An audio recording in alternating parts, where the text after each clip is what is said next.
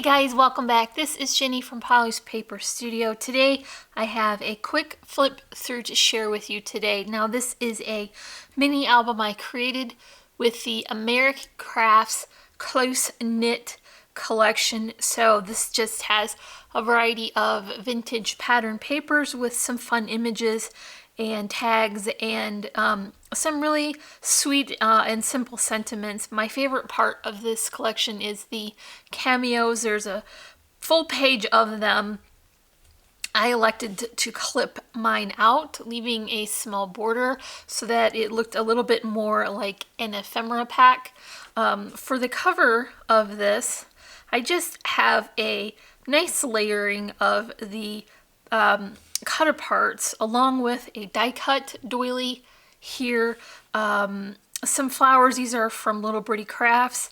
I like to put in some die cut foliage. For this book, because it was pink and gray, I elected to cut the leaves from the same gray cardstock so that it would all coordinate very nicely. I've tucked in a metal charm here and then some vintage buttons. For the spine, I have a pretty poofy bow and a couple of extra charms. One is just like the flower, and then one is an acrylic moon shape. So those are very sweet and add a nice detail to that spine. So it closes here on the side, as I like to do with minis. Has a nice loopy bow here to tie this book up. You can see how chunky this is.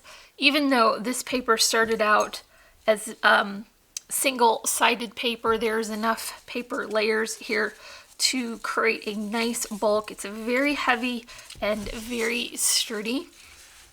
So inside, I've got a few of those elements. Again, I fussy cut them out.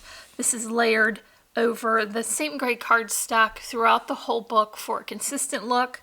Those cut aparts has some sentiments and some labels, so I just stacked those up to create a nice photo matte effect. And then this side has a tip-in with those sweet vintage radios and alarm clocks, so I think that is very sweet and old-fashioned. This paper has like a sewing theme, has like a vintage pattern measurements on it. So if you were to purchase the pattern and use it to cut up fabric and sew something, would be the instructions that would come with that. Now, because I've got space built into the spine, I'm able to create two large pockets here, and each has a folded insert tucked in. So I've got all of that gorgeous pattern paper throughout, and it really creates a nice way to add your pictures and journaling. The front of this pattern is light enough, even though it's a pattern, it doesn't contrast so much.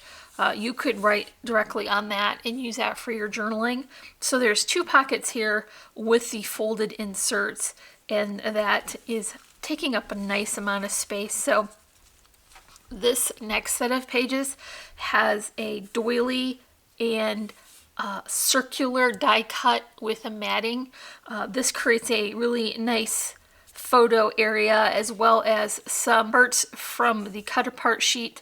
And I have attached it only at the top here so that you can tuck your photo in behind so that it looks like it page is all created at the same time. Now, because I did have that single-sided paper, it was slightly less bulky, which does give me room to do a more fun accents like this page. So this is an accordion fold out instead of my usual large tip-in. I've created a faux belly band for this and attached a vintage button. So this is a very large button, and it's only added in the center so that this whole side becomes a place to tuck in that flap. So this will hold the accordion closed when the book is closed, and you can see that I have also finished that with that pattern paper from the collection, so that's really cute. This is one of my new favorite closures because it really was simple to add and it holds everything in so that it stays tucked inside when your book is closed. So the last set of pages is a fun chevron wood grain pattern. I created a pocket using my envelope punch board. I put a couple layers of those vintagey images on top, and then I tucked in this ticket was from the pattern paper cut apart.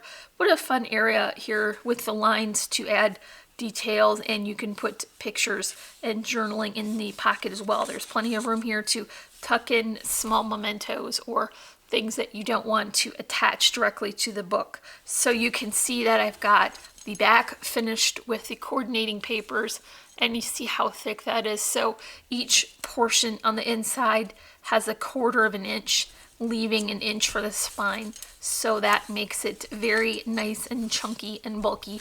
So if you enjoyed this project, make sure you give me a like, leave me a comment, and if you're not already, I would love for you to subscribe. As always, I'm wishing you a happy and productive day, and I thank you so much for watching. Bye.